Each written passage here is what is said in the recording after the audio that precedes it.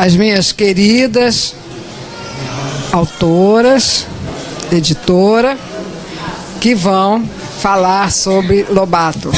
70 anos fará da morte de Lobato. A Fundação vai fazer uma homenagem, nós vamos ainda uma programação maior, já falamos um pouco no nosso jornal Notícias, está no site, mas hoje este momento é dedicado a toda uma visão, ainda que pequena, porque o espaço é curto, de como Lobato foi importante enquanto editor, principalmente editor, um homem político, um educador e, sobretudo, um escritor. Então, eu vou chamar aqui a Camila Werner para sentar aqui, né? Por favor. Obrigada. A Luciana Sandrone. E a Sônia Travassos. E eu vou passar para elas a condução aqui dessa fala, que será exatamente nessa ordem, tá bom? Vamos então ouvi-las, porque nós nesse momento estamos ganhando um presente raro. Dá o som desse negócio aqui. Pra tirar Um toque aqui. Já pensou?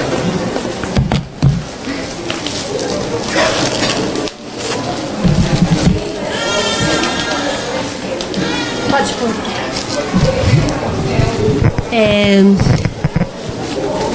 Ah, tá.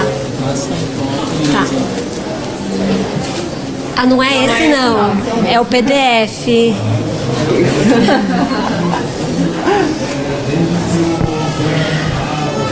Bom, meu nome é Camila Werner, eu sou editora responsável pelo selo Globinho, da editora Globo, que hoje em dia publica a obra do Monteiro Lobato, tanto infantil quanto adulta, né? Isso, gente, é esse, obrigada. Hoje a gente vai falar do Lobato como autor de literatura infanto-juvenil, então não vou falar da obra adulta, tá bom? Só para... Que é outro assunto muito vasto, né? Então, e aí, como a proposta... queria agradecer muito o convite de estar aqui hoje, com essas especialistas, conhecedoras profundamente do pai da literatura infanto-juvenil no Brasil, um autor tão importante, tão atual, né? E eu vou falar um pouco, então, rapidamente.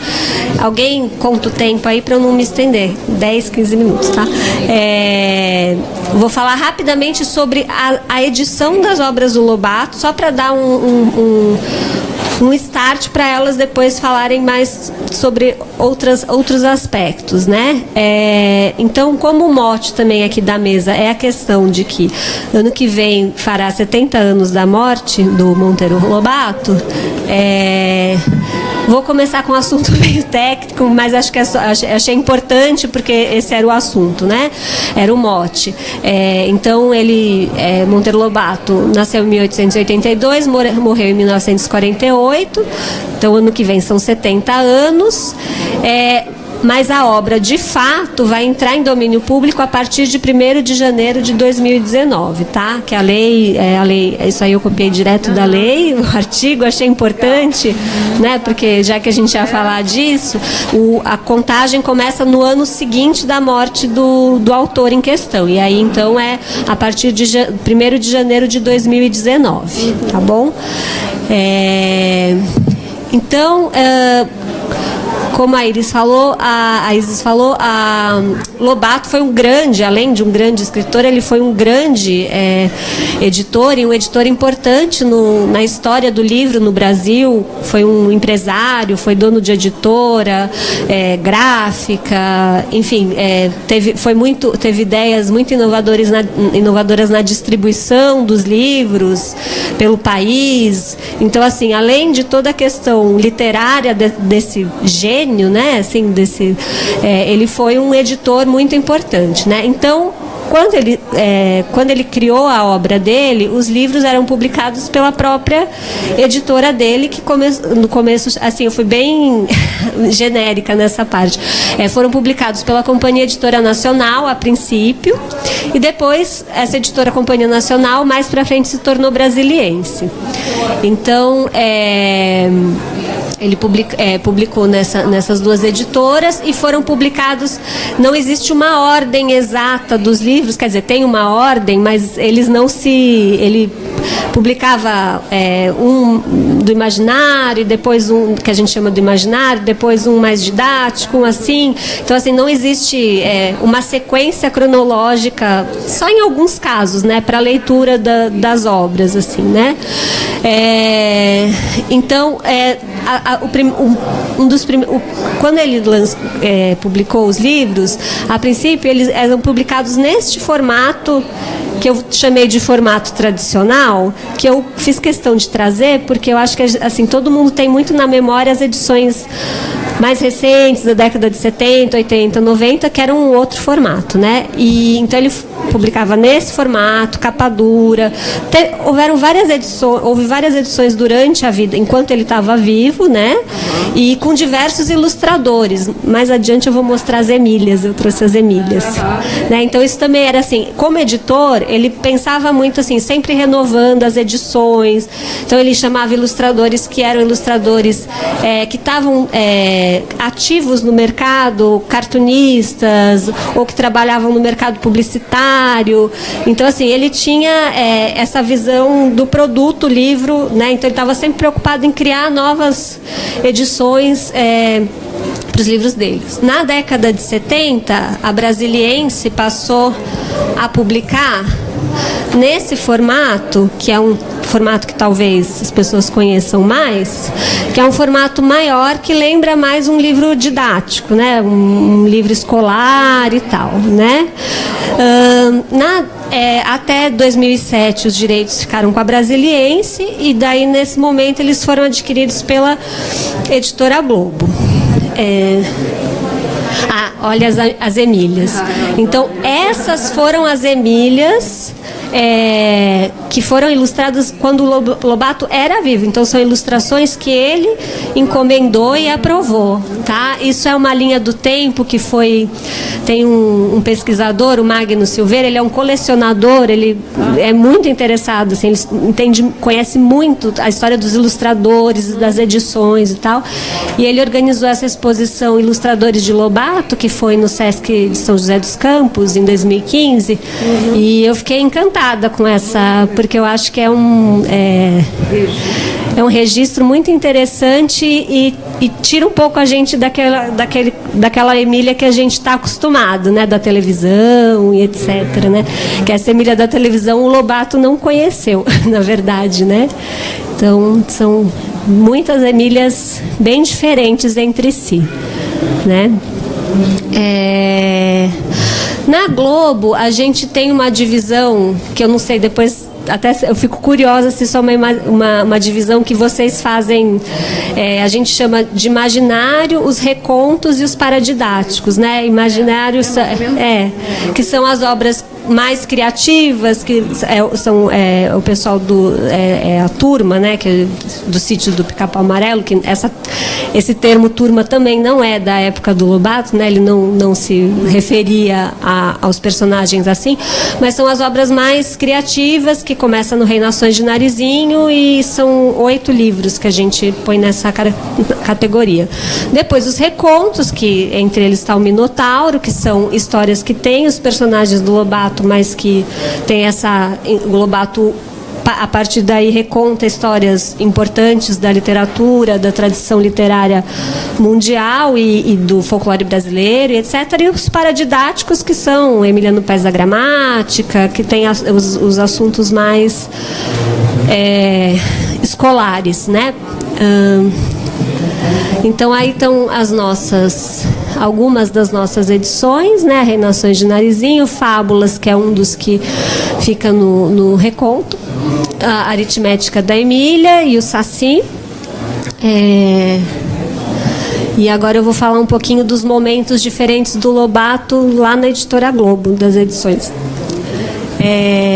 Então, eu dividi em 4 momentos diferentes. Logo que a obra foi adquirida, ela foi publicada num formato semelhante ao que era publicado na Brasiliense, que é esse formato também apostilado, que eu chamo, né, um formato maior, foi ilustrar, a obra toda foi ilustrada com ilustrações que eram ligadas ao programa de TV e aos produtos licenciados e tal. Até na época a editora fazia história em quadrinho, então eram editados junto com a mesma equipe que cuidava de histórias em quadrinhos, do Ziraldo e do Monteiro Lobato e tal. Então, teve esse primeiro momento, né, que é uma edição que, assim, desde 2007 até 2015, quando a gente começou a mexer nesse formato, né.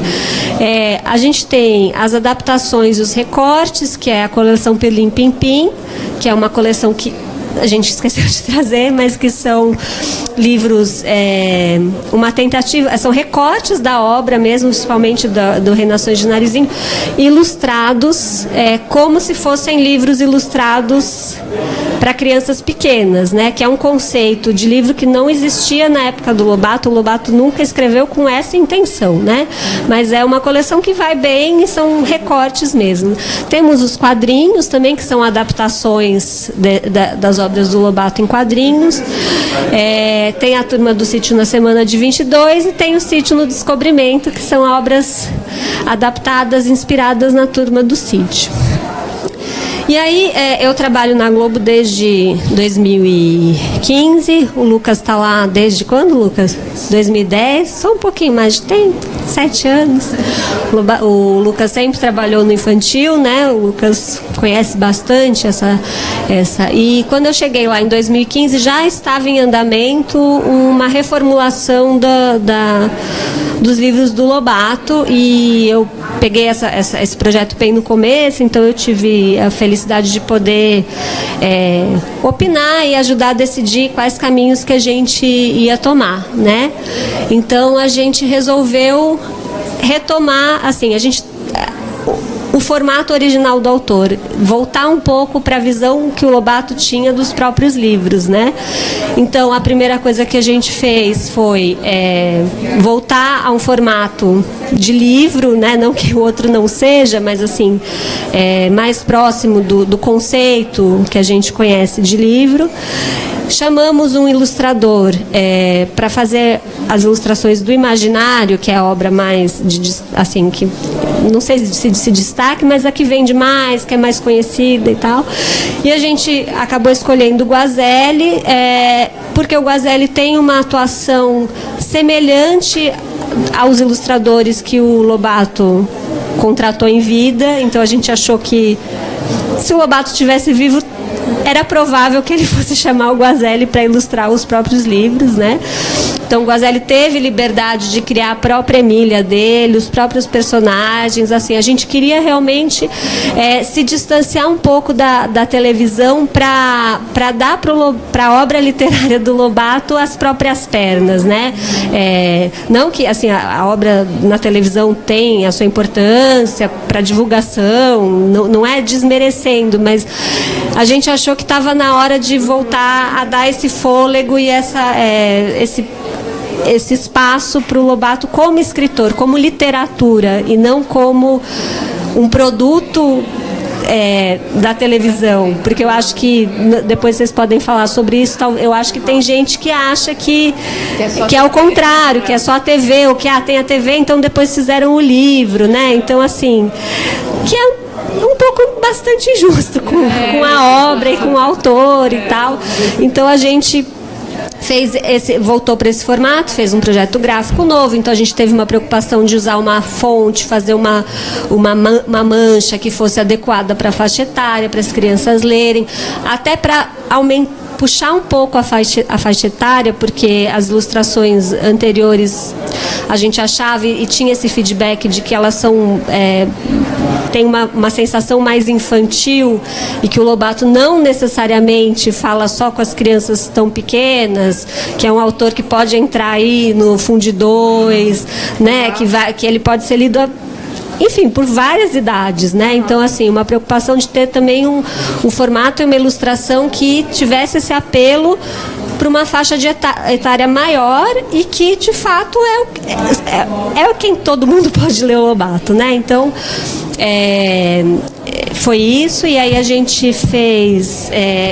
a gente já tinha nos recontos feito já tinha sido feito na editora antes de eu estar lá, o Lucas participou disso, né? Dessas edições em que foram chamados ilustradores contemporâneos para ilustrar os recontos, então a gente já aproveitou essas ilustrações que estavam prontas.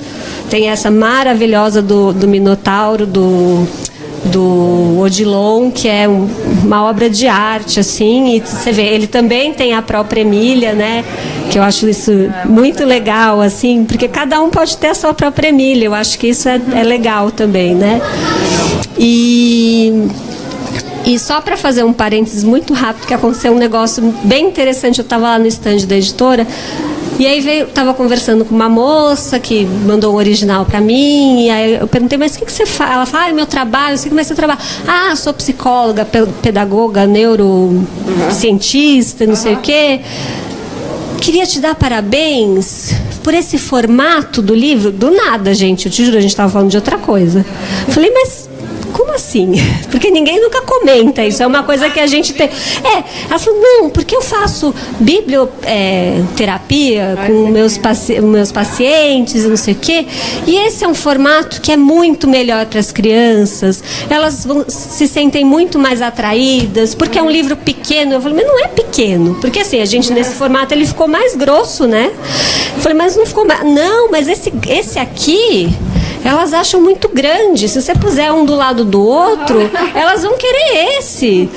Eu fiquei muito feliz, assim, porque a gente tem uma intenção, né? E quando a gente ouve esse feedback, eu fiquei bastante feliz e que, assim, o que a gente pensou teve uma repercussão positiva. Não que exista certo ou errado, mas assim, em algum lugar essa percepção bateu e eu achei bastante interessante. E aí, só para terminar, a gente também fez as edições de colecionador, que a gente chama, que são da Biblioteca Azul. Biblioteca Azul é um selo da Globo adulto, ele não é infanto-juvenil. E a intenção desse... tem o Reinações, tem o Saci, agora eu estou fazendo Memórias de Emília, vai sair acho que em breve, que a gente fez, a editora, que é a Ana Lima, que teve essa ideia. Era uma ideia realmente de fazer uma edição para os adultos que tinham a saudade daquele livro que tinham lido na infância e de recuperar essa coisa dos ilustradores. Então, teoricamente, é uma edição do Lobato infantil para os adultos, né? Mas com as ilustrações, né? Assim, misturando a gente só usa ilustrações das edições do Lobato vivo. Então, são ilustradores que ele mesmo viu, encomendou, escolheu e etc, né? E tem tido uma repercussão muito legal, inclusive nas escolas. Tem escola que prefere esse, mas tem muita gente que vai para esse formato mais antigo, né? E, enfim, assim, nessa tentativa de realmente de dar um espaço independente para o Lobato, independente da televisão, independente de licenciados e etc. E é isso, gente. Era isso que eu tinha para falar. Se vocês tiverem alguma dúvida depois, eu estou aqui.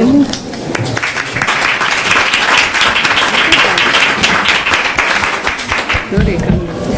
Foi certinho o tempo, 15 minutos. Foi? Uau! Não sei nem interromper. Bom, então, gente... queria agradecer o convite de estar aqui com a Camila, com a Sônia, e a presença de vocês. E vou falar então um pouco sobre como foi a adaptação do Sítio para a TV nessa terceira adaptação, né? Que teve uma primeira em 1954, acho que é 54, da nossa querida Tatiana Belink. Ela que fez a adaptação com o marido, né? Júlio Gouveia, né? Lá na TV Tupi, né? Então era ao vivo e era sem videotape, então quando acabava, repetia tudo de novo. E foi um sucesso, né? E aí depois a Globo, em 1978, 77, né? 78, 77. 70 já, né? Nos anos 70. Aí foi a grande adaptação, né? Com a Dice Migliaccio, né? Fazendo a Emília, maravilhosa. Enfim, Dona Benta, Zilka Saber... isso. E tia Anastácia também, maravilhosa. Enfim, é o sítio da gente, né? A minha adolescência já. Eu via muito porque minha irmã era menor e também minha mãe, né? Lobatiana, a gente ficou encantado com aquela versão, todos nós ficamos, né? E aí a gente teve esse assim, responsabilidade, né, de adaptar a obra do Lobato em 2001 e com essa lembrança forte do sítio dos anos 70, né? E a obra do Lobato de novo, né, sendo adaptada. E aí, assim, foi direção do Roberto Talma, e ele disse para nós, roteiristas, né, nós éramos 4, Mariana Mesquita, Cláudio Lobato, coincidência, não é parente do Lobato, o Tony Brandão e eu. E ele queria um sítio fiel. Chegou pra gente e falou isso, queria uma adaptação fiel. Só que nos anos 2000, passada nos anos 2000, né? E aí eu, né, pulei de alegria, que é fiel é comigo mesmo, né? Eu fiquei muito contente. Mas tinha esse porém, nos anos 2000, né? E aí a gente percebeu, assim, que um sítio de vó, né, um sítio, uma casa fora, é meio parado no tempo, né? Então que esse sítio seria um sítio muito parecido com o sítio do Pica-Pau do livro, né? E que a figura do Pedrinho, o próprio Lobato mostra isso, né? Que o Pedrinho é aquele que vem da cidade, é aquele que é moderno, é aquele que vem com as gírias, né? Com as gírias da época, né? Dos anos 40. Então, ele seria essa pessoa que traria modernidade. E que o sítio, Narizinho e Emília, Dona Benta e tia Anastácia, estão paradas no tempo do sítio, né? Então seria mais ou menos essa nossa tática, né? Então o Pedrinho veio com skate, veio com algumas gírias, né? Radical, né? Essas coisas assim, né? Na época se falava radical, né? Tudo é radical. E aí ele trazia isso, né? Mas quando ele chegou no sítio, ele ficou, e isso, até esse skate foi trocado facilmente pelo Pangaré, né? Então ficou o máximo, né? Ele andando a cavalo, né? Isso também contou muito, porque antes do sítio a gente ainda estava naquela tradição de programas de auditório, né? De paquitas, aquelas coisas todas. Então foi uma coisa assim, né? O verde do sítio, aquelas externas, né? No Capoeirão dos Tucanos. Então aquilo foi muito impactante, assim, né, para uma nova criança, né, que estava parando com aquela história de programa de auditório, né? E aí, assim, a gente trabalhou mais ou menos isso, né? A questão das gírias novas, o Pedrinho é que trazia. E as gírias antigas, a gente conseguiu, assim, uma discussão entre os roteiristas, né? Porque nós éramos 4 fazendo uma novelinha todo dia, né? E ninguém era o chefe. E aí isso complicou muito a nossa vida, porque a gente tinha que ler cada um capítulo do outro, tinha que todo mundo aprovar tudo. Então foi eu descobri assim que escritora é patrão e roteirista é operário, né? Porque você só faz isso na vida, né? Só fica fazendo roteiro, né? E escritor é uma vida boa, né? Em termos, né? Pois é. Mas aí, assim, umas coisas que eu argumentava, né, para ter as gírias do Lobato, que são gírias dos anos 40, assim, que me vem na cabeça é batata, né? Que o Nelson Rodrigues usa muito, né? Anos 40, anos 50, né? Até hoje a gente fala. Então, o batata ficou, mesmo com algumas pessoas, alguns, né, dizendo que ninguém ia entender. Claro que vai entender, como a criança não vai entender. E aí até a gente brincou com a linha do Lobato, que a Emília é aquela personagem que cria palavras, né, novas, né? Então ela transformou o batata em batatal. Então ficou muito... A gente começou muito com batatal em vez de batata, né? Que mais? E aí, assim, a gente continuou com uma adaptação realmente fiel, né? Mas algumas coisas a gente fez essa lógica, assim, que a Camila falou. A gente percebeu, né, que, né, os roteiristas lendo a obra do Lobato viram que a Dona Benta era uma figura muito moderna para a época, né? E muito antenada. Ela assina livros, ela assina jornais, ela recebe livros da capital, ela está sempre lendo, ela está sempre informada. Nos anos 2000, a Dona Benta teria um computador. E a gente colocou o computador na cena, né? E isso não teve, assim, pra gente era normal. Ela tinha um computador, ela trocava e-mail com o Pedrinho antes dele chegar. E a gente fez isso de uma maneira delicada, assim. Na hora que o e-mail ia, a gente, a técnica, né? O pessoal de gráfica, né, do grupo, fez uns passarinhos trocando os e-mails, dizendo o que estava escrito no e-mail, né? Então a gente tentou, ela bordou um pano para botar no computador. Então a gente fez isso com uma delicadeza grande, né? Mas enfim, ela estava, né, com e-mail e à noite ela pegava o seu livro normal, sem problema nenhum, né? E a gente também fez uma brincadeira com tia Anastácia com micro-ondas. Então a Dona Benta diz, não, agora você vai ter uma ajuda do micro-ondas, não sei o quê. E a tia Anastácia fica lá com micro-ondas, né? E aí alguma coisa queima. E aí o Saci aparece e aí ficou um jargão, né? O Saci falava sempre, a concorrência tá braba, né? Porque o próprio micro-ondas queimou o feijão, queimou o leite, né? O Saci aparece para azedar o leite, né? Então o próprio micro-ondas faz. Então a gente fez, acho tudo de uma maneira bem fiel ao pensamento dele, né? Que o Lobato hoje estaria na internet, que não teria problema nenhum, que isso não vai acabar com o livro, que é mais um meio de comunicação. E que mais, assim, que eu me lembre? Assim, a gente... Do Caçadas. Do Caçadas, vou falar. Mas antes, assim, eu me lembrei que a gente tinha a questão toda da Emília, né? A Emília é essa figura, essa personagem, assim, irreverente, maravilhosa, né? Super importante, mas que ela tem aquele papel, assim, de falar o que não se fala, né? De apontar o dedo na ferida, né? E ela é aquela que fala coisas horríveis para a tia Anastácia, né? E a gente, os roteiristas, né, ficaram um pouco chocados. E realmente choca mesmo, né? Era uma época, é um contexto todo, uma época.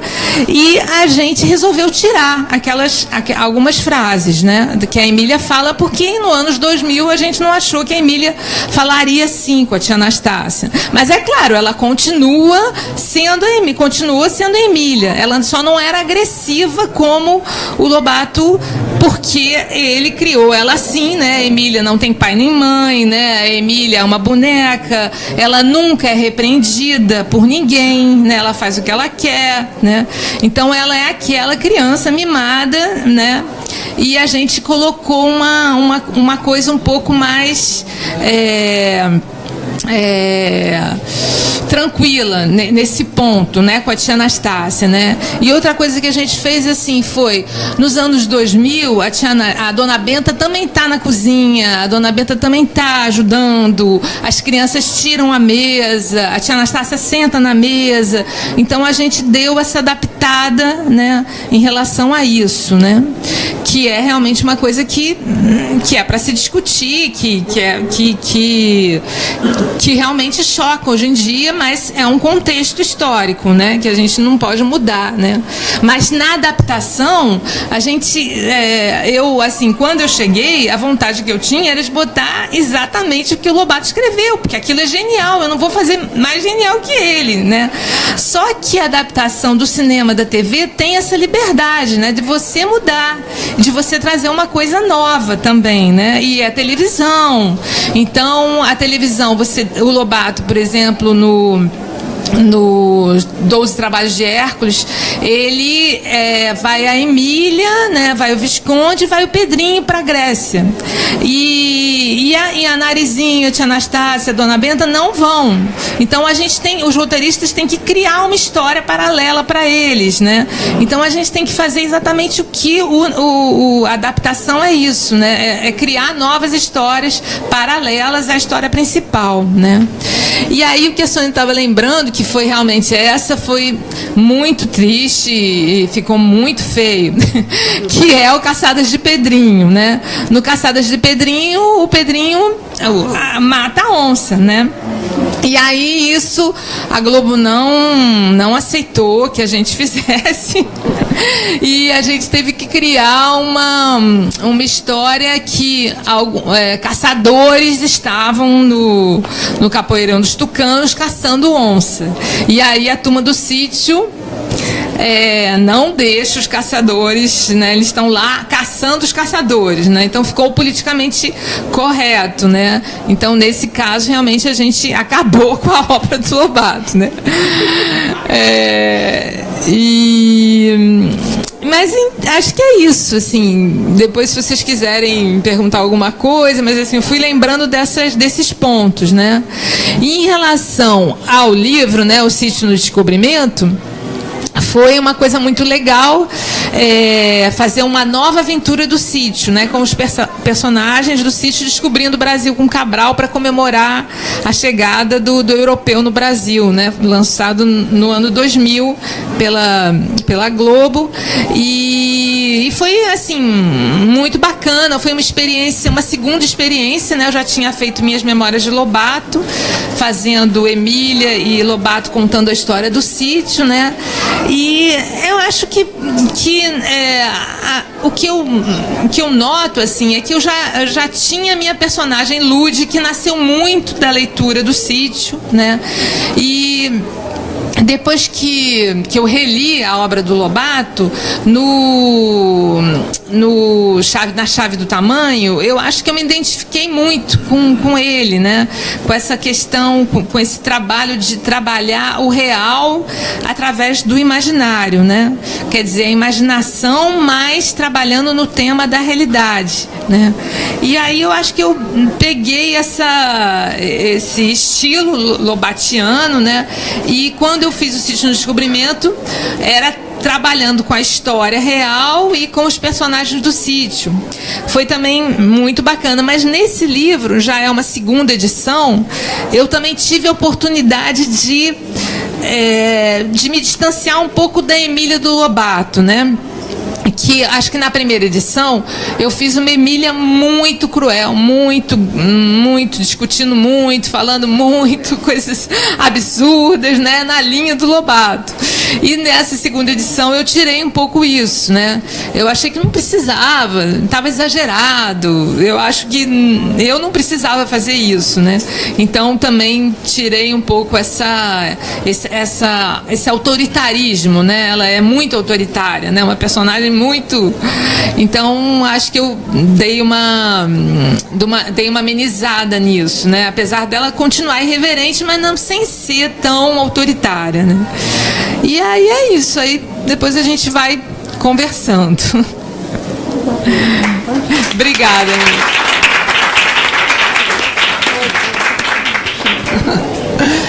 Bom, ele está botando ali um PowerPoint que eu preparei. Deixa eu até ver aqui que hora que eu estou falando, que é para não passar do tempo também. Bom, então, quando a Bia me ligou, perguntou se eu não queria montar uma mesa do Lobato, pensando nessa ideia, né, de que a obra vai cair em domínio público, ajudar ela a pensar nessa mesa, e eu logo pensei na Editora Globo, em algum representante da editora, aí veio a Camila e na Luciana, para trazer pontos de vista diferentes para essa discussão. E eu vou trazer aqui o ponto de vista de quem trabalha academicamente com a obra e também na escola, porque além de pesquisadora na área de literatura infantil e na obra do Lobato, na qual eu trabalho e estudo há muito tempo, eu também sou professora e escritora. Então, como é que o Lobato entra dentro disso tudo? Eu vou trazer um pouco esse olhar. E logo que eu pensei foi a questão do clássico, né? Porque no meu trabalho de dissertação eu defendi a obra do Lobato como um clássico da nossa literatura infantil. Então, eu vou falar um pouco aqui dessa questão do clássico, da leitura do clássico na escola. É possível, não é possível a gente ler o Lobato clássico, né, como ele escreveu, quando ele escreveu com as crianças de hoje, né? A obra, quando cair em domínio público, releituras, adaptações, que já acontecem, mas vão acontecer mais, de que maneira, enfim, são problematizações que eu acho que vão acontecer, né? Já estão acontecendo e vão continuar acontecendo nesse sentido. Cadê o negocinho? Como é que é isso mesmo, hein? Aqui vai para frente. Tá. Então, só para lembrar aqui um pouco, né, quando a gente estuda a obra do Lobato, a gente pensar que a obra do Lobato foi um marco, né, de renovação e qualidade na literatura infantil brasileira, né, que era produzida na época, antes do Lobato. Né, o Lobato começa a escrever nos anos 1920, para criança, né, ele já era escritor, que se difere, né, da produção da sua época, que era muito mais comprometida com a transmissão de valores, né, e que pressupunha um leitor com pouca liberdade para imaginar, para criar. E o Lobato vai romper com isso, vai trazer esse universo imaginário, onde dentro desse imaginário ele vai falar da realidade, mas ele vai dar espaço para que isso aconteça, né? Então ele inaugura, né, uma nova concepção de infância também. Ele olha para uma criança, os personagens infantis protagonistas do sítio são crianças ativas, inteligentes, atuantes no mundo em que elas vivem, respeitadas na sua inteligência, o que era uma concepção que não era que vigorava quando o Lobato começa a escrever para a criança. Né? A criança tinha muito menos liberdade de expressão nas primeiras décadas do século XX. Né? E o Lobato trouxe outras inovações, como a linguagem inventiva, né, muito criativa, o trabalho que o Lobato faz com a linguagem. Existem teses e teses discutindo essa linguagem, o quanto que isso é provocador na leitura, né, para a criança, ainda hoje, como a gente vai ver. Né, as inovações nos temas abordados, né, então o Lobato fala de diferentes temas, política, economia, traz outros clássicos para dentro da obra, trabalha também com a brincadeira, com a infância, então ele passeia por muitos temas diferentes, né?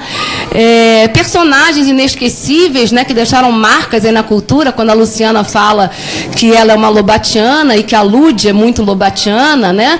Essa é um exemplo das marcas, né, que um personagem inesquecível deixa na cultura, né, onde outros autores bebem ali na Emília e vão criar seus personagens a partir da Emília também, ou em diálogo com ela, né?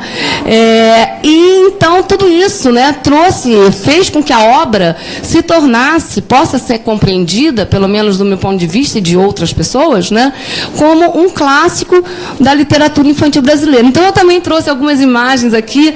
A minha coleção é essa aqui, só que a minha é de capa verde, mas é essa daqui.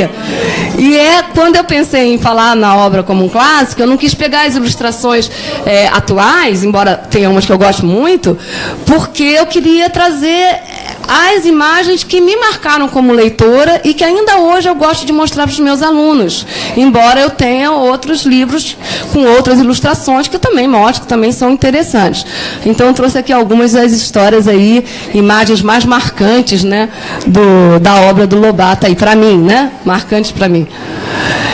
Então, pensar um pouco nos clássicos, né? Por que eu defendi a obra do Lobato como um clássico? Né? O que é um clássico? Né? O Ítalo Calvino vai dizer lá que os clássicos são livros que chegam até nós trazendo consigo as marcas das leituras que precederam a nossa e atrás de si os traços que deixaram na cultura. Então, isso é o clássico, né? Ele também diz, são livros que exercem uma influência particular quando se impõem como inesquecíveis e também quando se ocultam nas dobras da memória, mimetizando-se como inconsciente coletivo ou individual, né? Então, é exatamente isso que a obra do Lobato é. A obra do Lobato deixou muitas marcas em muitos sujeitos, né? Deixou muitas marcas em sujeitos que dizem terem sido influenciados pelo Lobato, não só para se tornarem escritores, como escritores, mas também como sujeitos mais críticos, atuantes no mundo. Há pesquisas, que eu vou mostrar aqui rapidamente, que falam sobre isso, abordam isso. E a Ana Maria Machado vai falar do que seriam os clássicos infantis, né? O Ítalo Calvino está falando dos clássicos como um todo, né? Livros que se tornaram clássicos, que atravessaram gerações porque deixaram marcas nos sujeitos e na cultura, nas culturas que eles atravessaram, né? E ela vai falar dos clássicos infantis mesmo, que seriam livros que se libertaram, né, de textos moralistas que muitas vezes, em muitas outras épocas, eram dirigidos à criança, né? A literatura muito associada a isso, a literatura infantil surge muito associada a essa necessidade de transmissão direta de valores e não como um espaço para ampliação do imaginário da criança e o diálogo com a obra literária de uma outra maneira, né, como a gente entende hoje, né? Então ela vai falar também dos clássicos que trazem a fantasia que invade o cotidiano, que valorizam o ponto de vista infantil diante de todo tipo de tema, de personagens que abrem possibilidade de identificação com os leitores, né, e que dialogam, né, com elementos presentes em outros clássicos. Quando ela está falando isso, ela não está falando da obra do Lobato, ela está falando dos clássicos infantis vários. Ela fala de Alice, ela fala de Peter Pan e outros, né, Pinóquio e outros. Eu trouxe isso para a minha dissertação, quando eu fiz a dissertação, porque tudo isso é a obra do Lobato. A obra do Lobato revolucionou em todos esses sentidos que ela destaca ali e que ela, enfim, defende também como sendo características de um livro clássico infantil, né, de literatura infantil. E aí eu vou trazer um pouco para vocês a questão da leitura do clássico na escola, hoje. Como é que a gente lê hoje o Monteiro Lobato na escola? Né? É possível a gente ler a obra do Lobato do jeito que ela está escrita? Quando é possível? Quando não é possível? Como é que a escola faz? A escola prefere as adaptações?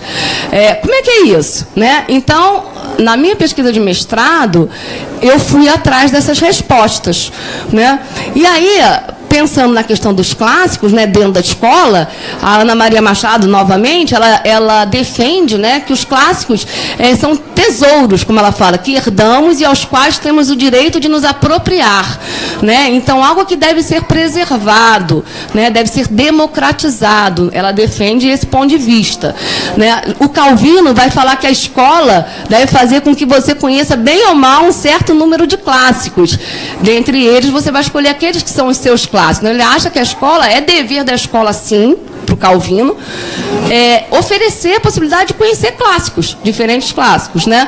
E o Vanderlei Geraldi, que é um educador de São Paulo, ele vai dizer, e ele não fala dos clássicos, ele fala da questão do compromisso da escola com o passado. Mas ele defende que não deve ser só o de preservar o passado, mas sim fazer que esse passado dialogue com o presente e aponte para o futuro. Então, se a gente pensar num clássico, na leitura de um clássico, é uma grande possibilidade de a gente conversar com outros tempos, com outras culturas, e problematizar o nosso próprio momento atual, o nosso próprio presente, né, e pensar, né, projetar também aquilo que vem pela frente, né? Então, o clássico não só para preservar, mas para fazer dialogar, né, o passado, o presente e o futuro. Ele vai defender isso. Eu também, né? E aí a gente pensa na permanência da obra do Lobato, né? Quando eu estou defendendo aqui como um clássico, eu tenho que dizer que ela permaneceu. Como que ela permaneceu? Como é que eu sei que ela permaneceu, né? Então, a gente tem lá a pesquisa do Itaker Penteado, que é Os Filhos de Lobato, em que ele entrevistou leitores do Lobato dos anos 40, 50, fez 500 entrevistas, fez muitas entrevistas, e aí ele foi mapeando, né, o que essas pessoas falavam, que tinham sido crianças nessa época, e onde a leitura do Lobato era quase que obrigatória, vamos dizer assim, para quem foi criança nos anos 40, 50, 60, né?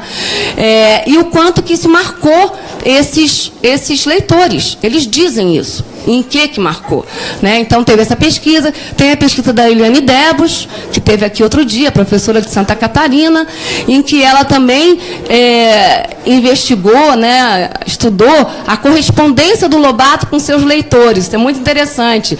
E ela foi percebendo também uma série de coisas, tanto a influência que o Lobato teve na própria formação da personalidade dos leitores, quanto também naqueles que se tornaram escritores e que muitas vezes beberam, né, no Lobato para criarem, né, começarem a sua própria criação, né, e também de autores que na sua criação literária trazem memórias do sítio. Vou dar aqui o exemplo da própria Luciana, né, que no Memórias da Ilha ela traz a memória dela lendo, ouvindo, enfim, o Viagem ao Céu, né? Enfim, então aquilo se torna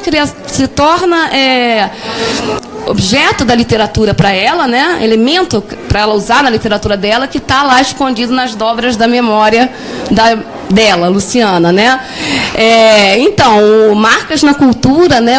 Os filhos de Lobato, né? Os autores que a gente diz que são os filhos de Lobato, que vieram depois dele, nos anos 70, 80, que de alguma maneira renovam, recriam as características que o Lobato inovou lá nos anos 20, né? E que de alguma maneira renovam essas e vão adiante também, trazem outras, né? E que é uma literatura extremamente premiada. Então aqui eu posso falar de vários, Lígia Bodunga Nunes, Ana Maria Machado, Ruth Rocha, Luciana Sandrone e muitos outros que são autênticos filhos de Lobato nesse sentido, na maneira de tratar o personagem infantil, a criança, na maneira de tratar os temas para a criança, entendendo a criança como capaz de compreender, né? E também a gente pode ver que a permanência na obra, pensando no clássico, é uma obra sempre revisitada por outras linguagens.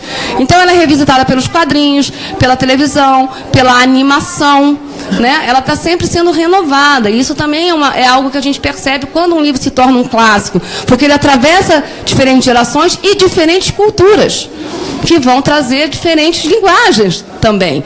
Então, o clássico vai sendo renovado, muitas vezes, nessas outras linguagens, né? E aí eu fui para o campo de pesquisa. Deixa eu ver quanto tempo eu já falei aqui. Fui para o campo de pesquisa e aí eu trouxe aqui a fala de uma professora do Colégio Pedro II que trabalhava a obra com as crianças. Ela ia lendo em capítulos a obra Reinações de Narizinho e eu ficava lá observando como é que as crianças reagiam àquela leitura. E ela diz assim, numa entrevista que eu fiz com ela: dentro da nossa proposta de conhecer autores brasileiros, Lobato é uma referência, é um texto brasileiro, tem nossa marca, uma identidade. Eu acho que não tem como não trazer Lobato. Ela falando, né? Muitos dizem assim, um texto de quase 100 anos, eles leem ainda? Leem, de outra maneira, mas leem. Eu acho um texto primoroso. E a gente vai contando, lendo fragmentos e contando do nosso jeito outros pedaços. E a gente vê que eles vão até o livro, buscam. Então, é ela contando, né? Como é que ela faz? Ela fala outras coisas, que eles têm, gostam de mostrar a obra original, mostrar as coleções, acreditando que as crianças também vão voltar a esses textos, mesmo conhecendo só alguns trechos deles, né? Então, na minha dissertação, eu perguntei, é possível ler a obra do Lobato com as crianças de hoje? É importante ler a obra tal qual o Lobato a escreveu? O que a pesquisa revelou, né, sobre esse diálogo? Eu trouxe aqui algumas respostas que a pesquisa me permitiu, que eu pude ver, né, que eu pude concluir da minha pesquisa, né? Então, assim, quando as crianças leem, né, elas leem, quando elas ouvem uma história, o texto do Lobato, ele é tão provocador, quando elas estão ouvindo a história do jeito que está escrito, que muitas vezes elas entram na história e se mimetizam com os personagens. Então, no final de Caçadas de Pedrinho, que eles matam a onça de todo jeito, e a professora leu também, ela também leu Caçadas de Pedrinho, leu dessa maneira, eles enfiam a faca, né? Enfia um espeto, outro enfia não sei o que, para lá. A criança, ouvindo do jeito que o Lobato tinha escrito, levantou e falou, eu ia usar uma faca assim. Aí ela levantou e fez o gesto. Então, ela mimetizou, né, a ação do personagem. Então, a linguagem que o Lobato usou provocou essa entrada da criança no texto, a ponto dela mimetizar o que ela estava ouvindo, né? Ou aqui, né? Rabicó tremia que nem geleia. Aí as crianças começa a tremer, assim, por exemplo, né? Em seguida, Emília recebe a ideia da caçada com palmas. O texto diz, Emília bateu palmas. O texto tá, aí era eu que estava fazendo. Aí as crianças aplaudem também. Então, o texto do jeito que estava sendo lido foi provocando a entrada até corporal das crianças no texto. Uma outra coisa que a gente observou é o que eu coloquei lá como uma categoria de, vamos dizer assim, de análise, né, da dissertação, era lendo com a TV. Né? A leitura do Lobato hoje na escola, ela é muito atravessada pela experiência que as crianças já têm da televisão ou da animação, que agora tem uma animação também, né? Então é muito interessante, porque, por exemplo, lá no Pedro II, a professora tinha contado o Saci em capítulos. Então, ela leu praticamente o Saci inteiro, algumas partes ela pulou, mas, enfim, ela procurou ler, eram crianças de 3º ano. Depois, ela passou o vídeo. Vídeo, ainda era vídeo. DVD, não era vídeo, não, era DVD. Aí, muito bem, passou o DVD. Aí eu vou falar, aí o menino assistindo o DVD. Tia, o vídeo está mostrando uma parte do livro. Nesse menino, no momento, o menino Rafael se antecipa a fala do personagem no DVD e conta o que vai acontecer de acordo com o livro que ele tinha ouvido. Então, ele tinha ouvido o livro primeiro. Quando apareceu na televisão, ele reconheceu e se antecipou. Aí uma outra menina ali, agora é a hora da verdade, é a hora boa. Aquela é a Cuca disfarçada, ele fala lembrando do livro, que ela tinha lido essa parte. Aí ele está vendo na televisão que vai acontecer isso. Deixa aí, tia, deixa aí, a criança falou. Né? Então está se reportando ao livro. Agora tem o contrário também. Né? Por exemplo, aqui, o menino estava lendo um livro do Monteiro Lobato. A professora distribuiu vários livros do Lobato e ele escolheu um para ler. Aí eu me aproximei dele e perguntei, é bom ler sozinho? Porque antes eles tinham ouvido a professora contar. É uma criança de 3º ano. Aí ele falou, Aí eu perguntei, quando você lê, você se lembra do vídeo que assistiu na semana passada? Porque tinha sido na semana seguinte, não é isso? Aí ela distribuiu vários livros do Lobato. Aí ele falou, lembro. Aí eu perguntei, que parte você escolheu para ler? A parte que o Pedrinho chega de férias no sítio. A mãe dele chama Tonica, mas isso não aparece no filme. Ele tinha lido isso em outro livro. Ele aqui refere-se ao vídeo do Saci, assistido pela turma. Só aparece em Reinações de Narizinho. Então, ele está dizendo que ele conhece o Reinações, né? Eu adoro ver os vídeos. Eu vejo sempre a parte do lobisomem. Aí ele volta para o Saci. Então, o que ele está falando? Ele está misturando aqui a experiência dele de ter visto o Saci, de ter lido o Saci, de ter conhecido o Reinações de Narizinho de alguma maneira. Porque depois ele me disse que a mãe dele tinha o Reinações e que lia também para ele o Reinações. Então, a leitura atravessada pela TV de várias e várias maneiras, né?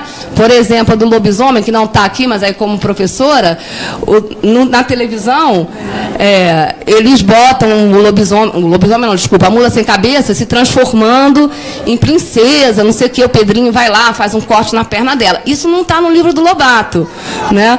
No livro do Lobato, o Saci conta uma história horrível da mula sem cabeça, que não foi para a televisão. Claro, a televisão botou uma outra coisa. Outro dia, quando eu passei, eles falaram, mas aqui não é a história que o Saci contou, é outra história. Eles eles falaram. Não, eu expliquei, a televisão pode adaptar, babá. Fui falando para as crianças, explicando. Então, essa mistura, né? Essa história eu já vi no desenho, isso eu ouço sempre. Essa história eu sei das pílulas falantes, eu já vi no desenho, eles falam, né? Então, essa leitura atravessada é muito importante. Mas aí uma coisa que eu queria mostrar é que a obra do Lobato, ela provoca esse diálogo das crianças com a obra e com o outro, pode provocar, né? Então, aqui eu trouxe uma cena de pesquisa em que as crianças estão negociando sentidos, né? Estão confrontando opiniões. Então, por exemplo, é uma cena lá, é uma história, a professora está contando em capítulos. Aí a parte termina assim: coitado do Rabicó, exclamou Emília compungida, após ouvir Narizinho dizer que queria comer feijão com torresmo de Marquês, porque ele havia sido covarde. Isso está lá no texto, né? Narizinho responde: coitado nada, Rabicó precisa levar uma boa esfrega. Isso está no texto. Aí o capítulo acaba. A professora parou a leitura antes de começar o outro capítulo e falou assim: e agora, o que vai acontecer? Aí a Ludmila, a menina: não sei. Aí o Marcos: eu acho que ela vai salvar o Rabicó. Natália: não vai não, o Fred, porquinho é inocente.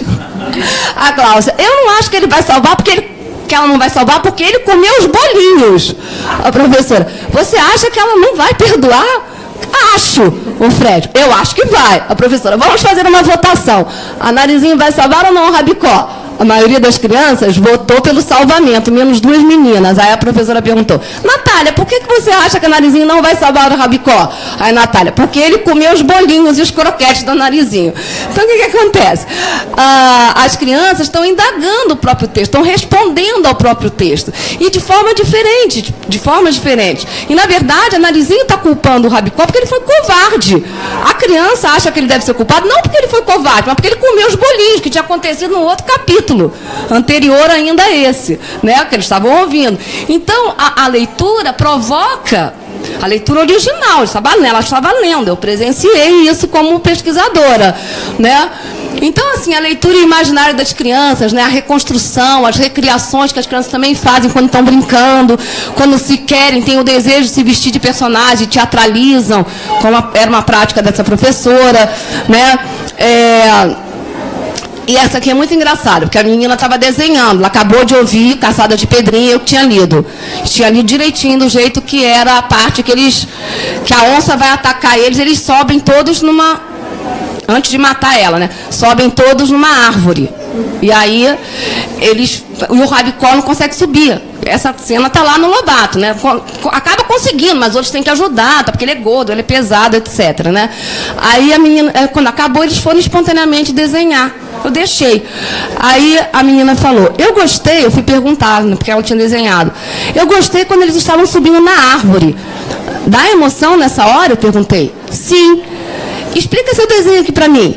A onça atrás da moita, o Visconde em cima da árvorezinha, o Pedrinho e a Narizinho em cima dos galhos e o Rabicó subindo a árvore. Aí eu perguntei: e por que você fez esse monte de galho aqui? Ela fez um monte de galho assim, perto do Rabicó. E ela me respondeu: para o Rabicó conseguir subir melhor.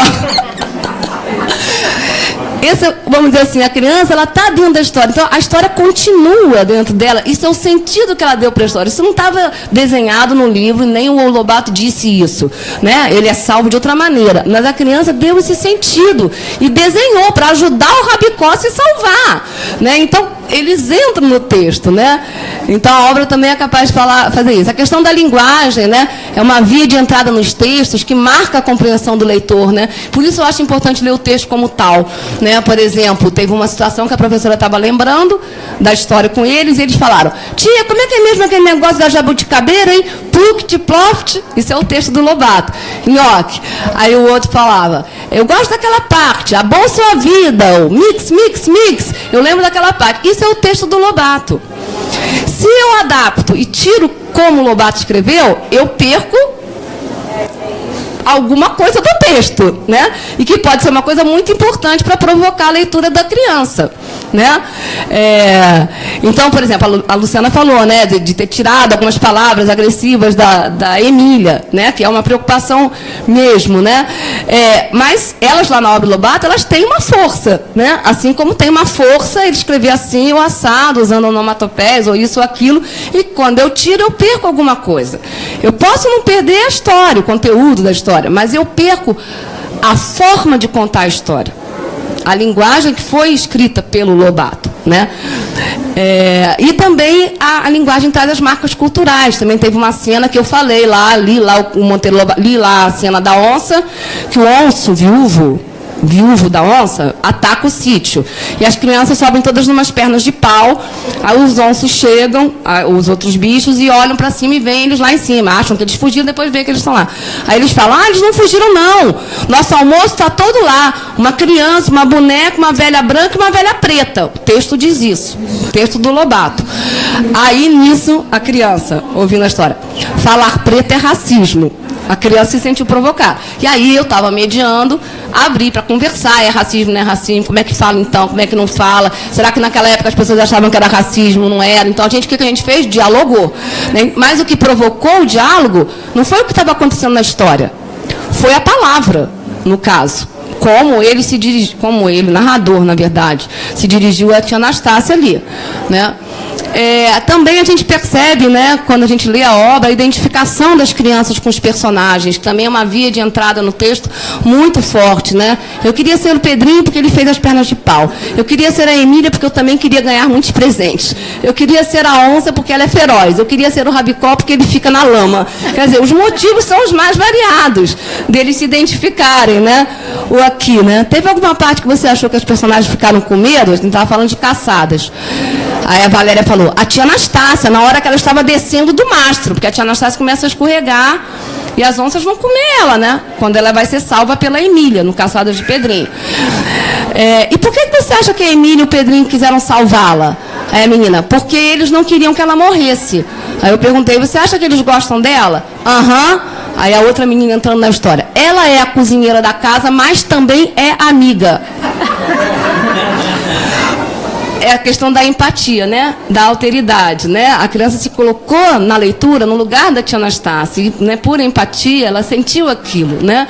E percebeu isso. Tá, ela é a cozinheira da casa, mas também é amiga deles, né? Então, de alguma maneira, né, isso passou para essa criança, né? As ilustrações também, eu não vou falar sobre isso que não vai mais dar tempo, mas a gente vê o quanto as ilustrações provocam a entrada das crianças no texto, né? Quanto elas reproduzem isso, quanto elas são afetadas por isso na hora da leitura. Então, ter bons ilustradores, ter ilustrações provocativas são muito importantes na hora de ler a obra original, né? Porque elas ajudam também, que dialogam com o texto, né? Ampliam também o texto, né?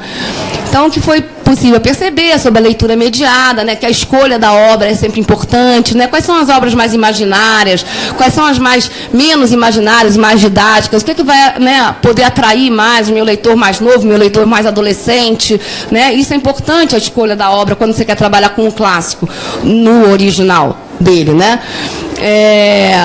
O planejamento do professor, né? Vou mostrar aqui algumas imagens. Essa professora, que era muito boa professora, como ela estava com uma turma de primeiro ano, ela às vezes trazia imagens que iam aparecer no livro, que ela estava com o livro quase sem ilustração. Ela pegava outras ilustrações e botava lá, trazia elementos. O Tom Mix ia aparecer aquele dia no capítulo. Eles não sabem quem é Tom Mix. Então, ela, antes de contar, ela botou o Tom Mix lá, explicou quem era o Tom Mix. Então, ela trouxe algumas estratégias. Ela lia em capítulos, por exemplo, né? Ela retomava os capítulos anteriores. Então, há estratégias de mediação para você poder ler o texto integralmente, ou o mais próximo possível do integral, se for o seu objetivo trabalhar com clássico e não com adaptação. O que também é possível também, são outras questões, né? Então, as estratégias todas para ler e contar a história, ler em voz alta, ler fazendo perguntas, ler mostrando as ilustrações, ler e perguntar, e agora? Será que eles vão escapar? Né? Quer dizer, as estratégias de leitura de história também ajudam a leitura ser do jeito que vai, né? E, assim, a gente percebe que a leitura sem a mediação do adulto também pode acontecer, né? Muitas pessoas trazem essa questão. Ah, mas ela vai ler sozinho o livro, aí o livro tem passagens racistas, aí a criança vai ser prejudicada. Nenhuma criança entra vazia num texto. Ninguém, nenhum leitor. A gente entra na leitura trazendo outras leituras que a gente já fez antes, uma experiência de mundo, e a gente vai ser sempre capaz, exatamente, e a gente vai ser capaz de responder esse texto, mesmo que não esteja uma professora perguntando. A gente é capaz de responder. E quando a gente responde a um texto, é quando a gente constrói sentidos para ele, né? E é isso que as crianças mostraram que fazem, né? E, claro, o leitor ouvinte, a passagem do leitor ouvinte, aquele que ouve a história sendo lida, e do leitor autônomo, que vai ler sozinho, é claro que é um processo, né? As crianças sentem dificuldade com algumas palavras, sim, né? Mas elas são capazes de ler, elas são capazes de ler individualmente, ler com os pares, tudo isso a minha pesquisa mostrou, né?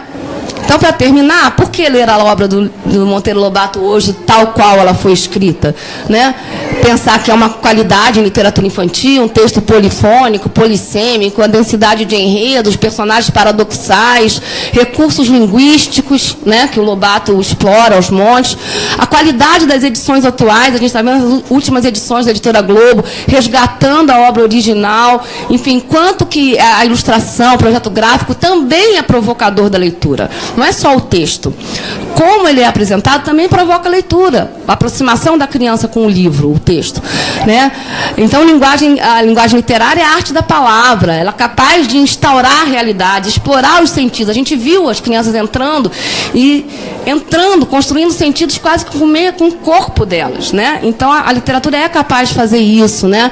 E como diz a Cecília Goulart, né, os textos literários, o discurso literário é como uma cratera, onde dentro dele tem diferentes linguagens, diferentes sujeitos, né? É a vida pulsando também de forma contraditória. Então, um bom texto literário, ele também traz contradições, e o leitor vai responder a essas contradições. Ele não vai simplesmente assumir aquilo, ele vai discutir aquilo. E, claro, a leitura, experiência, formação, né? A possibilidade da vivência da alteridade, né? Se identificar com os personagens, né? Dialogar com o mundo, tudo isso a literatura do Lobato e muitas outras abrem, né? E aí para terminar mesmo, 70 anos sem Lobato. A obra em domínio público. O que se ganha, o que pode se perder. Né? São só questões. Novas edições de textos integrais do autor, quer dizer, isso é uma coisa positiva. Projetos gráficos diferenciados, novos ilustradores, isso pode ser uma coisa muito positiva. Né? Novas edições, mas com textos adaptados. Aí vem as minhas questões. Né? Os textos da obra serão reduzidos? Eu acredito que vai ter gente que vai diminuir os textos, porque vai achar que a criança de hoje não lê o texto longo. Eu concordo com isso? Eu não concordo com isso, mas eu acho que isso vai acontecer? Eu acho que vai acontecer. Né? A linguagem será facilitada? Com certeza. Eu não acho que deva. Como eu mostrei aqui, a linguagem é provocadora dos sentidos, né? Mas pode ser que ela venha a ser. Né? Passagens que envolvam algum tipo de tensão, né? O preconceito e tal, serão retiradas, tentando tornar a obra politicamente correta? Essas seriam demandas da escola? São questões. Né? Novas narrativas com a turma do sítio, em livros ou em outras linguagens e suportes, o que já acontece, né? Claro, em programas televisivos, animações, quadrinhos, vão continuar acontecendo, já acontecem agora. Né? Poderão estimular a leitura da obra original? Essa é a grande pergunta. Né? Elas têm o seu lugar, que é muito importante, muito legal. Também as adaptações em quadrinho, na televisão.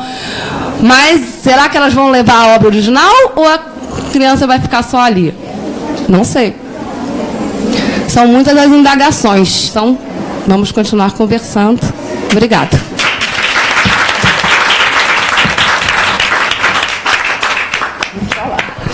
Olha... Um minuto só. Pegando exatamente esse gancho, vocês têm alguma pesquisa que prove que desde o primeiro programa da televisão aumentou a procura do livro de Lobato ou não? Com certeza, eu tenho referência. Adulto, né? Quando tem um livro do Jorge Amado, aumenta. Não, eu perguntei para a família, e a família sempre diz, quando está na televisão, quanto mais divulgada a obra, mais o interesse da procura do livro. Nós vamos abrir para perguntas. Primeiro eu queria dar parabéns às nossas convidadas, especialistas em Lobato, cada uma na sua linguagem, na linguagem editorial, na maneira de reler escrevendo e lendo e sendo menina de Lobato, e você também escritora, como você faz uma pesquisa com essa profundidade. Parabéns, de fato aqui a mesa está muito bem composta para comemorar esses próximos 70 anos sem Lobato, onde vão acontecer a liberdade total de usar o texto dele como bem se entende, sem que isso implique em pagar direitos autorais à família. Então, é uma outra etapa. Há pouco tempo nós tivemos o nosso poeta, o português, como é o nome? O Pessoa, Fernando Pessoa, caiu em domínio público. O livro também de Saint-Exupéry, que é Pequeno Príncipe, também caiu em domínio público. Agora é Lobato, vamos ver o que acontece. Eu queria só falar sobre essa questão dos 70 anos sem Lobato, o que significa o domínio público, né? E agora nós vamos abrir para perguntas. O que vocês, quem deseja perguntar? Quer perguntar? Depois volta para ele. Ah, ele estava na frente? Não, mas não. Ó, não é pergunta, meninas. Primeiro, parabéns, né? Uma tarde de domingo muito legal pra gente ouvir Lobato. Vou fazer um relato que vai perpassar pelas falas de vocês.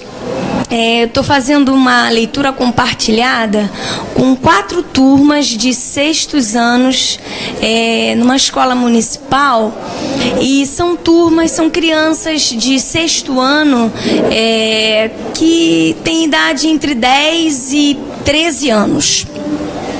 Então a gente está lendo A Reforma da Natureza, que é um livro que mistura aí, claro, a questão de imaginação, e tem também uma questão didática também, principalmente na segunda parte, entra muito ciências, né?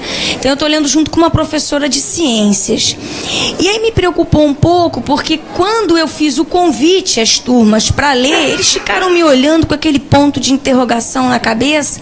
Falei, meu Deus, será que eles não leram Lobato, se esqueceram de Lobato? E eu notei assim um ar assim meio estranho. Então, antes de iniciar a leitura, eu fiz um pequeno PowerPoint, eu mostrei um pouquinho do sítio da década de 70, depois eu mostrei já dos anos 2000, mostrei a diferença, falei um pouquinho de vida e obra, quem foi Lobato, mostrei Memórias de Emília, de Lobato, e depois o seu de Luciana Sandrone, que a Emília fez de Visconde o seu capacho. Tá vendo o que a Emília fez com o pobre Visconde, que obrigou o pobre Visconde a fazer a biografia dele. Falei um pouquinho da importância dele como editor, né?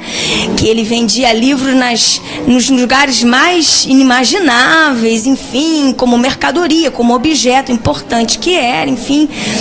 E aí fiz todo aquele histórico, e aí a gente começou a ler o livro. Só que eu tinha poucos exemplares da obra, e eu queria que cada aluno tivesse o seu livro para ler. E aí eu fui pedindo livros nas escolas no meu entorno. E eu tenho a maior quantidade de livros, é uma edição que eu acho que é da Brasiliense, que é uma capa azul.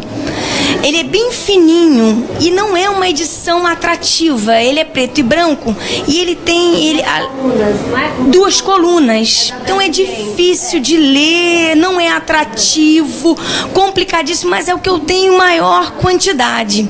Mas enfim, a gente está começando a ler. E eu tenho o próprio que eu acabei de comprar, esse do Guazelli, que é uma edição muito bacana, que você disse que a editora tem uma intenção que é mais para adulto. Não para adulto. Uma intenção de permitir com que todas as faixas etárias. mais crianças de diferentes idades tenham interesse pelo livro, porque eu acho que no formato anterior ele dava uma impressão um pouco mais infantil, que poderia criar uma resistência de uma criança de 6º ano, falar, mas isso é de criança pequena, eu não quero ler esse livro, eu quero ler, né, nesse sentido que a gente pensou. E aí é justo, eu só tenho um exemplar que é o meu de casa, né, que eu também levo. E é justo esse exemplar que eles correm para ler, porque na hora da confusão ninguém quer ler esse de capa azul, que é mais difícil para ler. Todo mundo corre para pegar o meu exemplar. Eu deixo, eles tiram para o ímpar, esse hoje é meu dia, é uma confusão danada. Aí eles se ajeitam, fazem listinha, quem vai ler o da próxima vez. E aí, essa questão da televisão, quando tinha o sítio passando na TV aberta, ajudava mais. Como não está passando o sítio na TV aberta, então assim, eu tive dificuldade, né? Falei, gente, quem foi Emília? Quem criou Emília? Quem é Narizinho? Como era o nome da Narizinho? Pouca gente sabe que é Lúcia. Então, o que eu estou sentindo? As crianças estão vindo, pelo menos na rede, né? Estão vindo do Fundamental 1 sem essa referência do sítio. O Lobato como clássico, o sítio como clássico, isso vem me preocupando. Então, vamos ler Reforma. E a Reforma da Natureza, né, a gente acabou a primeira parte, né? E somente nesse momento da leitura é que as turmas estão se engajando na leitura. A gente agora está indo para a segunda parte, agora eles estão fazendo a referência, a gente já fez referência com a guerra da Síria, agora a dona Benta volta com a tia Anastácia, elas resolveram um problema. Aí um aluno já fez, poxa, professora, elas podiam ir para o nosso Congresso Nacional. Falei, estava tudo resolvido? Estava tudo, não é? Tudo resolvido, né? Aí a questão do livro comestível, eu falei, puxa, já pensou um livro com gosto de cebola e alho? Então agora que eles estão começando a entender, né? Então tem algumas palavras mais difíceis, aí a gente para. Ora pelo contexto eles conseguem entender, ora eu tenho que parar. Já a situação sobre o racismo já apareceu logo no início, né? A preta, a negra beiçuda, a gente parou, conversou, não é? Não, na própria reforma já apareceu.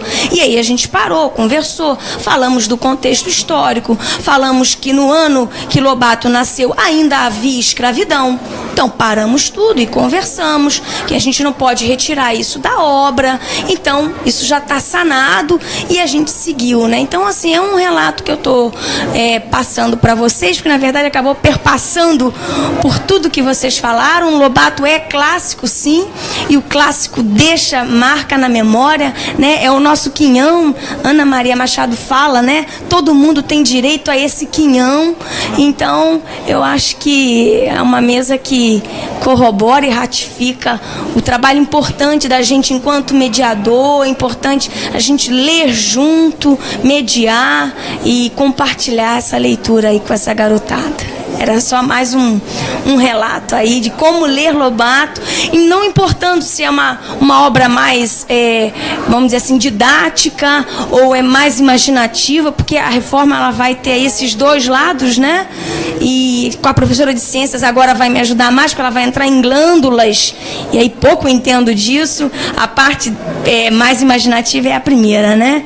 Mas é muito interessante, tem algumas gírias, né? A questão da linguagem, levada da breca, aí eles ficaram me olhando, breca, né? Interessantes, mas eles pegaram o que era breca e aí seguimos, né? A questão da ranzinha, da menina do Rio de Janeiro, eles logo se identificaram. Então tem sido muito, muito interessante, tá? Era só um relato aí. Em relação às palavras difíceis, elas não são difíceis, elas são um direito da criança. A criança tem direito de se apropriar de sua língua clássica. Ela tem direito, quando você faz isso, você rouba a criança de várias formas de expressar a mesma coisa. Então eu sou radicalmente contra. É difícil até que fica fácil. Levada da breca, aprenderam logo. Não tem nenhuma. Então, eu de fato resisto muito a isso. Eu acho que é roubar o direito de se apropriar da sua língua portuguesa como ela é. Caiu em desuso? Por quanto tempo? Às vezes ela volta. E é um patrimônio. A língua é um patrimônio daquele que a fala. Falou, nasceu, aprendeu. É um outro código, ele passa a ser seu. Você tem direito a se apropriar disso, né? Mas então vamos ver quem mais. Aqui na frente.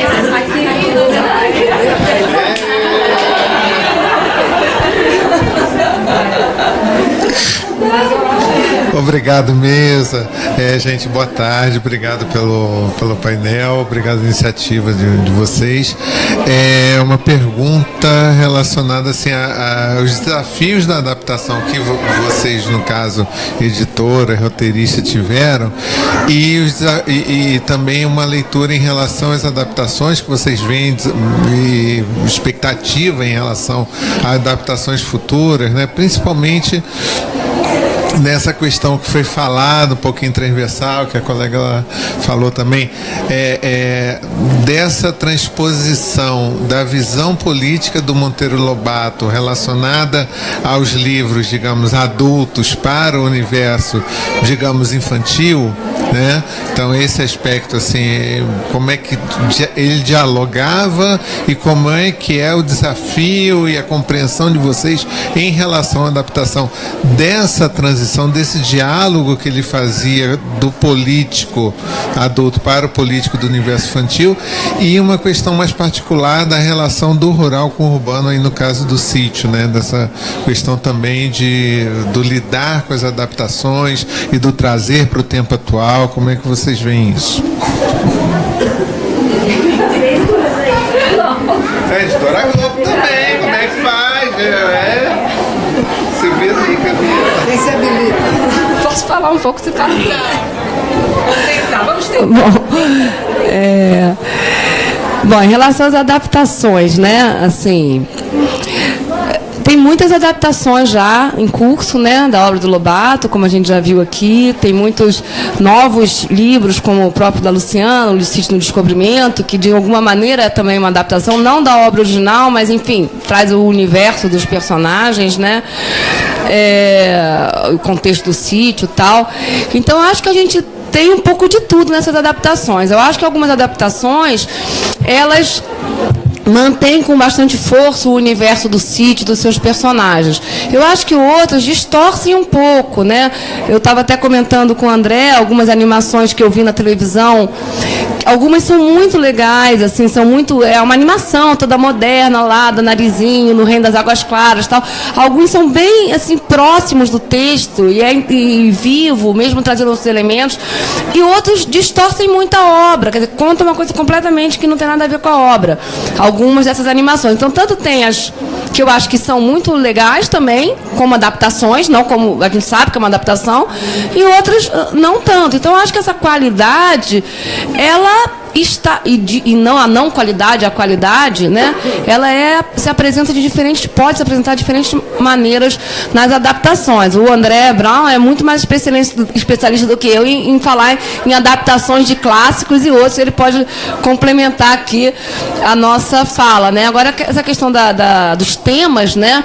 O Lobato sempre trouxe como temas questões do real também. Então, ele trouxe a guerra, ele trouxe questões da economia, questões da política. Ele sempre trouxe essas questões para dentro do sítio, sempre de uma maneira muito imaginária. Embora ele esteja falando de coisas reais, ele sempre trouxe dentro de um universo mágico, né? Vamos dizer assim. Então, assim, eu acho que, eu não sei se eu entendi muito bem a sua pergunta quando você fez, quer dizer, como seria falar da política de hoje? Assim, eu acho que a Jenny falou aqui, acabou de falar isso, né? Quando ela está num texto que está trazendo uma questão política da Segunda Guerra Mundial, no caso, ali, a Dona Benta vai lá, não sei o que lá, ela.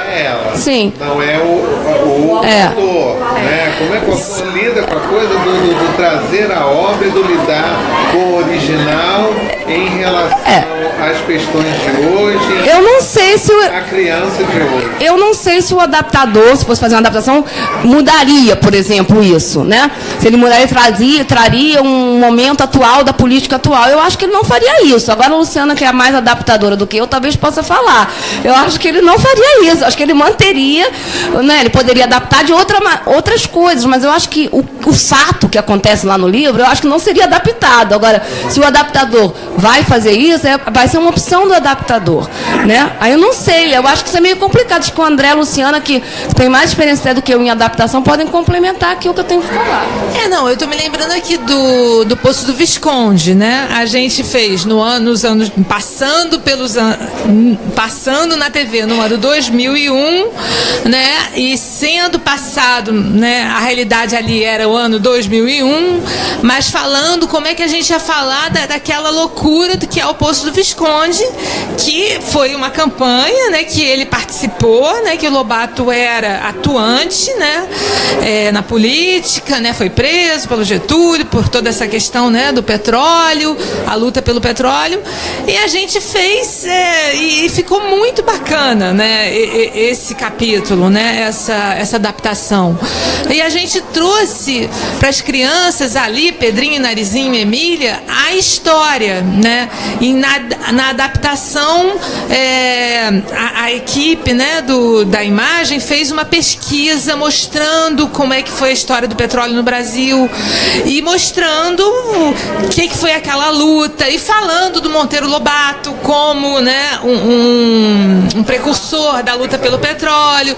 E aí eles ficam tão impregnados com aquilo, com aquela loucura, né, do Lobato e do petróleo, né, do petróleo. Não, eu acho que antes do petróleo é nosso, né, do petróleo ainda proibido pelo Getúlio, né. E aí a gente fez isso, e aí as crianças ficam tão loucas por aquilo, porque a Dona Benta faz toda aquela mostra, filmes da época e tudo, que eles começam a procurar o petróleo no sítio. Foi assim que a gente fez.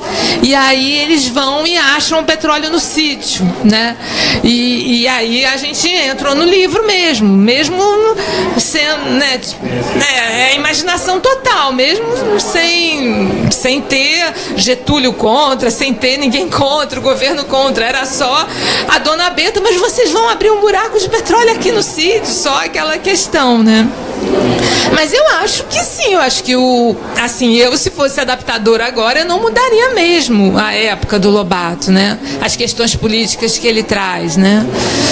E que mais que você falou tanta coisa? Do político, nessa política mas ele traz questões políticas à época e vocês lidam com desafios de ao mesmo tempo manter a obra, mas ao mesmo tempo lidar com o público atual que está dialogando com outras questões políticas, né? Então vocês ao mesmo tempo não deslocam na atualidade, mas a Dona Benta responde e-mail. É verdade, é verdade. Nos dois tempos. Assim, acho que a outra questão que eu me lembro aqui é a questão da votação, que pro Lobato isso é muito, né? Aquela democracia que o Lobato, né? Que ele na época mostrava que os Estados Unidos, né? Era livre, democrático e tal. E aí a democracia, o voto era muito importante ali no sítio como uma chamada para a ditadura que ele viveu, né? Então tudo era voto, tudo era no voto, né? Então isso toda hora a gente colocava essa votação como ele exatamente escreveu, né?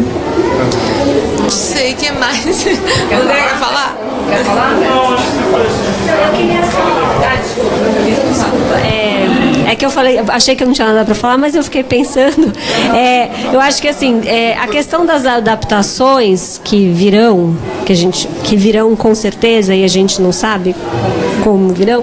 Eu acho que assim, basta a gente pensar em outras obras clássicas da literatura infanto-juvenil que não necessariamente brasileiras. Peter Pan, sei lá, até Patinho Feio, Irmãos Grimm, os clássicos, eles vão ser adaptados, bem ou mal adaptados. E isso não tem jeito, né? Então a gente pode ler uma boa adaptação de Peter Pan, como a gente pode, às vezes não é nem adaptação, né? A questão é que às vezes a pessoa, o conhecimento de quem vai, assim, a pessoa não tem a preocupação de ler o original e só se baseia no que ela mesma conhece e construiu em relação àquela história que ela viu na Disney, ela viu. Então, assim, eu acho que a qualidade do que, acho que vai vir muita coisa boa, como vai vir coisa terrível, igualmente, como acontece com todas as outras histórias. Isso não tem jeito. E aí eu fiquei pensando nessa questão política, e na verdade é uma coisa que até eu queria perguntar para vocês. Se não tem uma questão da diferença da visão da infância, não é nem da diferença da criança, de como a criança era vista na época que o Lobato escreveu e como a criança é vista hoje. Eu acho que nas adaptações, e acho que até você pode dizer isso, eu acho que talvez na época que ele escreveu, eu não sou especialista nisso, mas coisas que eu li e tal, eu tenho a impressão que a criança era tratada com mais rigor, mas ela era tratada mais como um adulto pequeno do que como um ser tão distanciado da vida adulta como hoje, né? Hoje a infância, inclusive, ela dura muito mais tempo do que a própria infância biológica, digamos assim, né? Então eu acho que tem essa diferença, né? O que era apropriado falar para a criança naquela época e hoje. Talvez naquela época fosse, não tinha problema nenhum falar de guerra, de política, não sei o quê, e hoje em dia já são assuntos que, mas não vamos falar disso com a criança, ela é tão pequena. Não sei, eu tenho uma impressão que passa por aí um pouco. Não, eu acho... Quer falar? Posso falar? Uhum. Na verdade,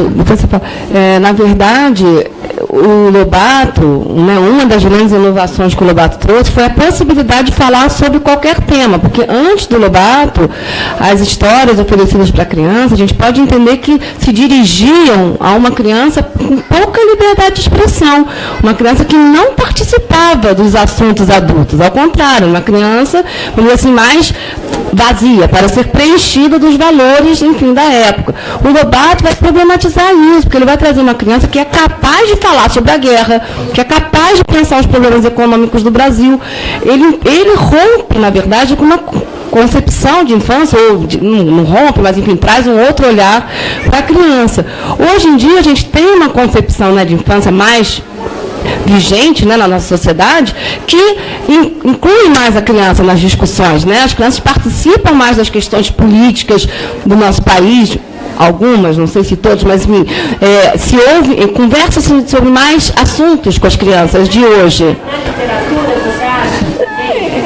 Hoje, acho que sim. Acho que hoje a literatura infantil, desde o Lobato para cá, mas hoje, eu acho que se abriu muita possibilidade de falar sobre diferentes temas, embora também hoje a gente vai encontrar uma literatura ainda muito preocupada em limitar, em passar valores muito sistemáticos, né? E vendo, né, se aproximando muito mais de uma ideia de infância que é incapaz de conversar sobre qualquer tema, né? E aí é por isso que a gente tem aí os filhos do Lobato, porque eles trazem justamente o mesmo que o Lobato, a possibilidade de falar sobre todo tipo de tema, sobre perdas, sobre mortes, sobre guerras, né? Então eu acho que hoje a gente tem as duas coisas na literatura infantil que é produzida no Brasil. Eu vejo isso, né? Mas aí, Luciana, também pode falar. Eu acho que o Lobato ele é vanguarda, né? Super vanguarda até hoje, né? Isso que a Sônia falou, você tem literatura que ainda subestima a criança. Não, vamos falar de morte. Não, vamos falar, né, com os contos de fada. Não, conto de fada é um horror, né? Não pode falar. Pois é, então, hoje ainda tem politicamente correto. Então, o Lobato reina até hoje, né? Que ele fala para a criança como um adulto, né? Ele não subestima a capacidade dela. Mas, assim, uma coisa que você falou, que eu me lembrei, assim, quando eu trabalhava em escola, eu acho que eu me lembro, assim, das crianças, de algumas meninas reclamando da Emília, né? Não sei, que ela é muito mandona, então acho que isso talvez, né, elas recebem, né, elas notam que você tem que ter limites, você não pode isso, né? Então eu noto isso, que as crianças reclamam um pouco da Emília, dela ser muito ditadora, né? Aí eu não sei como é que agora as crianças da época do Lobato acho que adoravam a Emília, né? Porque, diga. Então, os meus amam Emília, toda passagem que ela fala alguma coisa, é isso mesmo. não, eu acho que eles amam a Emília, mas quando ela realmente faz alguma coisa cruel, né? As crianças, poxa, mas ninguém vai fazer nada, né? Tem uma história que eu acho que é isso, que a dona Benta só repreende a Emília quando ela rouba no concurso do desenho do Pinóquio. A única vez a Emília, ela faz um concurso, né? Quem que vai ser o desenho do Pinóquio, qual vai vencer, e ela escreve eu no papel dela, alguma coisa assim. Enfim, ela rouba, né? E aí ela leva uma bronca, a primeira bronca que ela leva. Então, acho que as crianças notam isso, né? Que as crianças hoje têm limite, né? E que isso é muito falado, né? Agora que a dona Benta volta e vê as reformas da Emília. E aí a dona Benta diz assim, né? Porque agora tem que falar no microfone, né? Tá gravando, né? Que a gente queria ver. Perdão, gente, tô falando demais, mas é rapidinho. É porque a passagem que a dona Benta volta, né? E aí ela começa a dizer assim: volte para desfazer.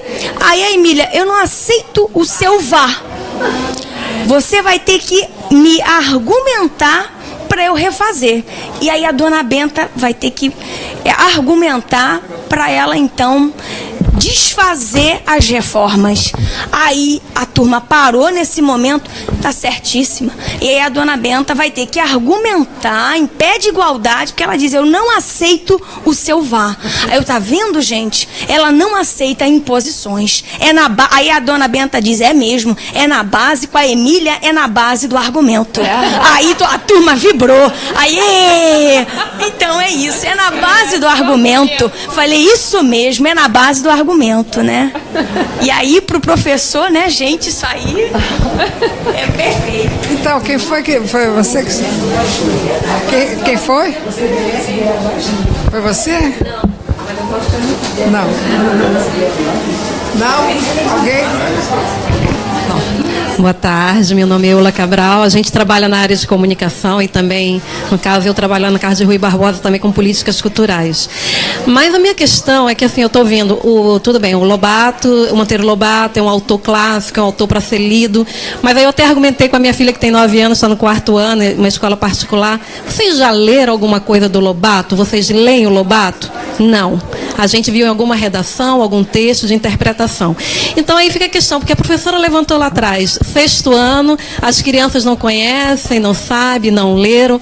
Será que... Aí eu vou perguntar para o pessoal que é da área de letras, né? Porque assim, a gente sabe que tem um currículo, o pessoal do MEC organiza, como é que vai ser o conteúdo para as séries. Será que realmente o Monteiro Lobato faz parte desse conteúdo? Será que as crianças precisam, as crianças tem lá no currículo que tem que ler ou tem que conhecer o Lobato? Isso fica uma argumentação porque eu acho super importante, né? Eu acho importante porque aí vem o outro lado, porque assim a gente conheceu muito o Monteiro Lobato por causa da TV aberta, e hoje que não tem.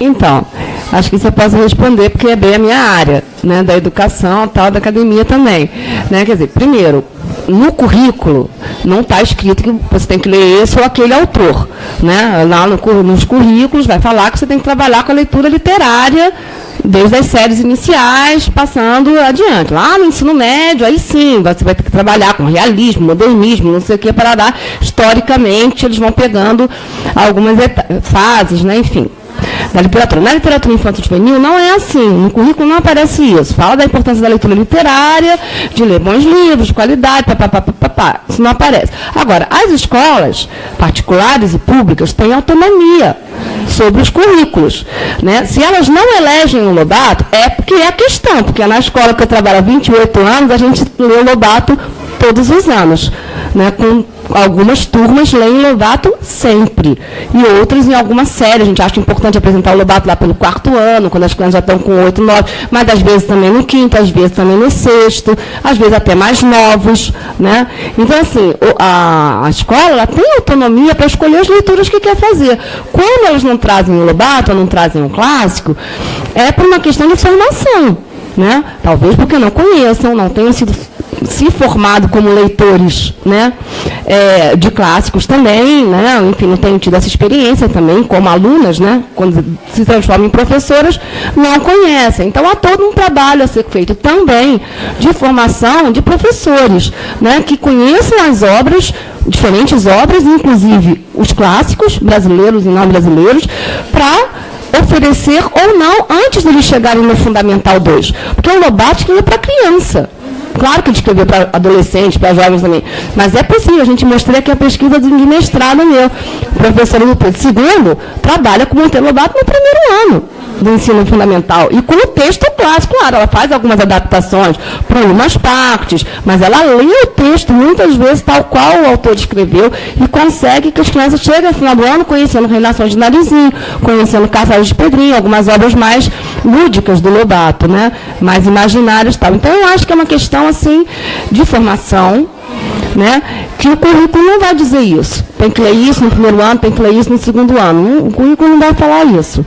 Né? Isso, as escolas vão ter autonomia para recriar o currículo nesse sentido e escolher aquilo que eles querem apresentar. Então, a gente vai ter muitas escolas que escolhem o Lobato para ler, né? E muitas que nunca vão chegar nem perto do Lobato. Então, é isso. Né? A gente tem essa diversidade, não tem como ter um controle sobre isso. Né? Infelizmente. É a lei, né? A lei que obriga a escola a ler autores brasileiros. Isso tem, né? Teve essa lei lá nos anos 70, né? Não sei se essa lei vigora, mas não diz que é esse ou aquele, né? Mas isso é uma das coisas que fez com que a literatura infantil brasileira continuasse, né? Então tem essa lei pelo menos, né? A escola tem que ler autor brasileiro, né? Que não acontece com música, né? Você não tem música brasileira obrigatória nem, né, na rádio. Então, a literatura infantil tem esse lado, né? Ela não está na mídia, mas ela está na escola, né?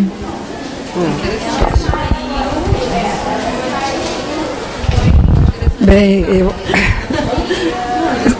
eu acho que nós hoje tivemos aqui um verdadeiro banquete de Lobato e é uma pena a gente ter que terminar. Por mim, a gente continuava aqui conversando muito, mas tem a outra mesa que vai acontecer. Agora eu queria dar um último depoimento em relação aqui à pergunta sobre como Lobato tratava as crianças. Eu tive a felicidade de conhecer um senhor, engenheiro em São Paulo, que eu já contei isso em outro evento nosso, que foi criança que frequentava a livraria, onde Lobato tinha uma sala que recebia as crianças para ler e conversar. E esse senhor se chama Rui Cortese, né? Engenheiro e tal. E eu perguntei o que ele falava. Não, ele contava as histórias, a gente ficava muito bem. Ele era de uma classe média, normal, em São Paulo, filho de italianos, que tinha essa coisa de levar a criança à livraria.